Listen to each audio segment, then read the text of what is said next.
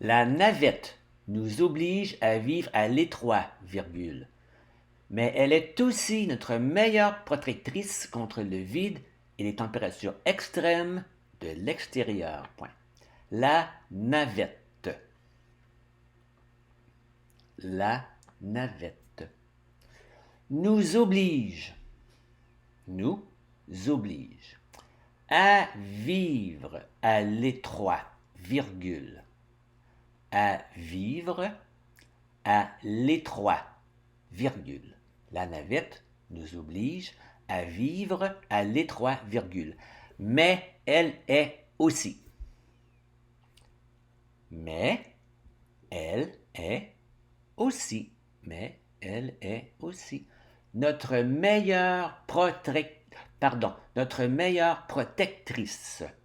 Notre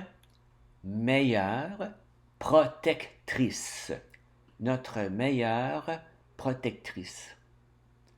Contre le vide. Contre le vide.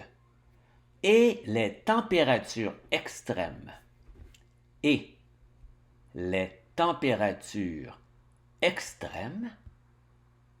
Et les températures extrêmes de l'extérieur. Point. De l'extérieur.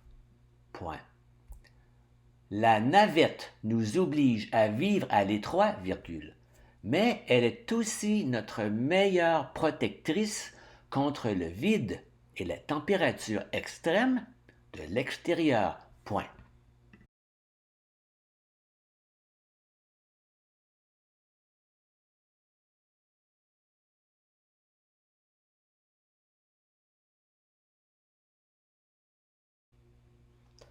Confiné dans une navette spatiale, c'est comme être à 6 ou 7 dans une tente. Parce que le confinement va encore durer et qu'il est intéressant de savoir comment des personnes habituées à ce type de vie s'y prennent pour le vivre le mieux possible. C'est pour ça qu'on le lit. Après avoir interviewé un sous-marinier il y a 2 semaines, Un jour une actu te propose aujourd'hui le témoignage d'un ancien spationaute et bientôt celui d'un gardien de prison qui nous parlera des détenus et du confinement. Jean-François Clairvoy est allé 3 fois dans l'espace à bord des navettes spatiales américaines Atlantis et Discovery. Le célèbre spationaute français, aujourd'hui à la retraite, nous parle des 675 heures qu'il a passées au total, confiné loin de la Terre. Un jour une actu. Comment se sent-on à bord d'une navette? Jean-François Clairvoy. On se sent serré. Imaginez, on se retrouvait dans un espace de 15 mètres carrés pendant 15 jours. 15 mètres carrés, c'est grand comment? Jean-François Clairvoy. Ça correspond à 1,5 fois la cabine de pilotage d'un avion sur 2 niveaux. C'est pas grand-chose, d'autant plus que l'on vivait à 6 ou 7 là-dedans. C'est un peu comme être dans une grande tente avec 6 autres personnes. C'est oppressant? Jean-François Clairvoy. Pas vraiment. On se sent plutôt à l'abri, comme dans un cocon. La navette nous oblige à vivre à l'étroit, mais elle est aussi notre meilleure protectrice contre le vide et les températures extrêmes de l'extérieur. Et on fait quoi pour se dégourdir? Jean-François Clairvoy. Dans Discovery Atlantis, on avait un vélo, un tapis roulant et des accessoires de musculation comme des haltères. Il fallait faire 1 heure de sport par jour, mais pour les vols de plus d'1 mois, c'était 2 heures obligatoires. Le confinement dans un vaisseau spatial est-il différent du confinement que nous vivons actuellement? Jean-François Clairvoy. Oui, pour plusieurs raisons. D'abord, dans l'espace, on est confiné à 100%. On ne peut pas sortir faire une promenade d'1 heure et revenir. Ensuite, pour les spationautes, le confinement, c'est un choix.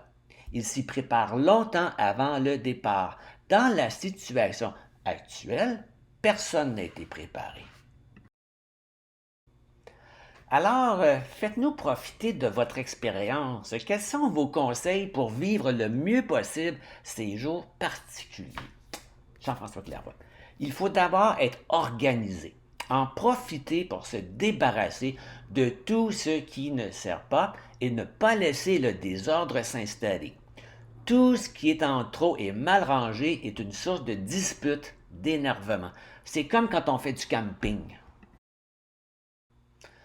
Organiser son espace, d'accord, mais comment organiser son temps quand tous les calendriers sont bousculés? Jean-François Clairvoy. C'est vrai que tout est chamboulé, mais justement, là aussi, il faut s'organiser. Et encore plus que d'habitude, chaque matin, il est bon de se fixer différentes choses à faire pour le reste de la journée. Moment de travail, d'activité manuelle, de détente, moment où on est seul, moment où on est ensemble. Surtout le soir, il ne faut pas se coucher trop tard. La première cause de stress, c'est le manque de sommeil. C'est exigeant ce que vous proposez, Jean-François Clairvoy. Eh oui, le confinement, c'est pas des vacances. Pendant les vacances, on peut être beaucoup plus cool. Pour bien vivre le confinement, il faut s'imposer des règles. Avez-vous un dernier conseil, Jean-François Clairvoy? Une chose importante est de rester en relation avec ceux qu'on aime, en écrivant, en téléphonant, en utilisant Internet. Donner de la chaleur humaine, ça réchauffe celui qui reçoit et celui qui donne. Quelle est l'aventure qui vous a le plus marqué dans votre carrière? Jean-François Clairvoy. Difficile à dire. Une fois, j'ai eu pour mission de réparer le télescope Hubble. Ce travail occupait toutes mes pensées. Je n'avais ni le temps de m'ennuyer, ni celui de m'inquiéter. Quand ce que l'on fait a du sens, tout passe mieux. Alors, je dirais que même si la vie actuelle paraît bizarre, il faut essayer de lui trouver un intérêt en listant tous les côtés positifs et en se donnant des objectifs. Cela permet autant de passer plus vite et de tirer profit de ce qui nous arrive. Propos recueillis par Catherine Garin. Fait que Général, ce que je veux que tu fasses avec ça, c'est que tu regardes les conseils que l'ancien astronaute donne. Il en donne plusieurs. Que tu regardes comment tu vis à toi, comment tu vis présentement ta vie de confiné.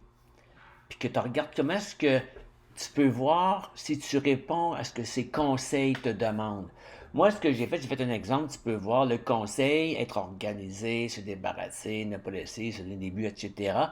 J'ai dit check, ça marche à peu près, ou X, je le fais pas. En général, c'est tout check. Et supporte. Des fois, j'ai mis des photos, des fois, j'ai mis des mots, des fois, j'ai mis des heures. Enfin, en conclusion, j'applique déjà ces conseils dans ma vie de confiné énormément, en fait. Et ça marche vraiment bien.